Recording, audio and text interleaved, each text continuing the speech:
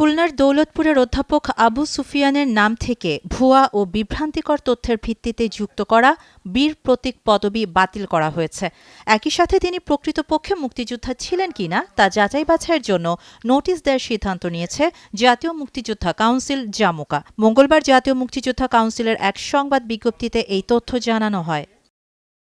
জামুকার বিজ্ঞপ্তিতে জানানো হয়, তার স্ত্রী সাবেক প্রতিমন্ত্রী বেগম মুন্নুজান সুফিয়ানের ডিও লেটারের ভিত্তিতেই মুক্তিযুদ্ধ বিষয়ক মন্ত্রণালয় ২০২৩ সালের ১৫ জুন একটি সংশোধিত প্রজ্ঞাপন জারি করে অধ্যাপক আবু সুফিয়ানের নামের শেষে বীর প্রতীক যুক্ত করে। তবে এ ঘটনাকে কেন্দ্র করে সম্প্রতি বীর মুক্তিযোদ্ধাদের মধ্যে বিরূপ প্রতিক্রিয়া সৃষ্টি হয়। বিষয়টি মুক্তিযুদ্ধ বিষয়ক মন্ত্রণালয়ের নজরে এলে জাতীয় মুক্তিযোদ্ধা কাউন্সিলের ১০২তম সভায় তা নিয়ে বিস্তারিত আলোচনা হয়। সভায় সর্বসম্মতভাবে সিদ্ধান্ত নেওয়া হয় ২০২৩ সালের ১৫ জুন জারি করা সংশোধিত প্রজ্ঞাপন বাতিল করা হবে এবং অধ্যাপক আবু সুফিয়ান প্রকৃতপক্ষে মুক্তিযোদ্ধা ছিলেন কিনা সে বিষয়ে যাচাই বাছাই করতে তাকে নোটিশ দেওয়া হবে।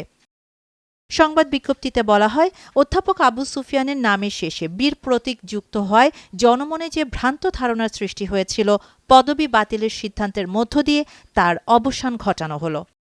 শাহানা জাহান, নয়াদিগন্ত।